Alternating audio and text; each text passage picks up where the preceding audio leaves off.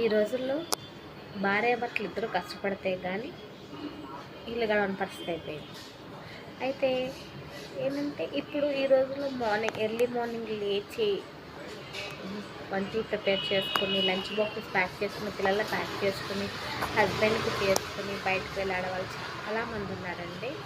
So నేను అలా చేసిన దాన్ని. బట్ ఏంటంటే ఈరోజు ఒక చిన్న స్టార్టప్ కింద ప్లాన్ చేసాము. సో అదేదో కాదండి, హోమ్ మేడ్ పికిల్స్, అలాగే కారప్పొడులు, స్నాక్స్, ఇలా ఎవ్రీథింగ్ చేస్తాము. సో ఈరోజు వంట ఏం చేస్తాంలే, ఏదైనా వేసుకు తినేద్దామా అనే రోజులు ఒకప్పుడు. కానీ ఈరోజు వంట ఏం చేస్తాంలే, ఏదైనా ఆర్డర్ పెట్టేసుకుందామా అనే రోజులు వచ్చాయి.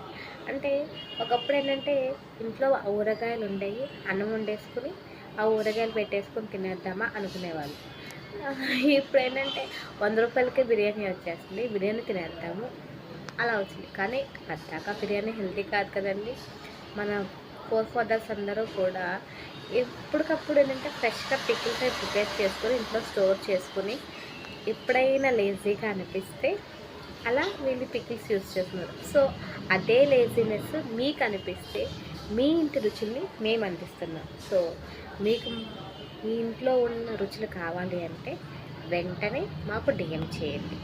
ఇంట్లో ఎంత అయితే మీరు హైజీన్గా క్వాలిటీగా చేస్తారో మేము అలాగే చేస్తాము. ఎందుకంటే అదే పికిల్ మేము తింటాం కదా. ఇన్ని సంవత్సరాలు నేను ఒకళ్ళ దగ్గర జాబ్ చేశాను, నా జాబ్లో సాటిస్ఫై అయ్యాను. బట్ ఏంటంటే ఓకే, చిన్న గ్రోత్ కోసం కానీ ఇలా స్టార్టప్ ప్లాన్ చేశాను.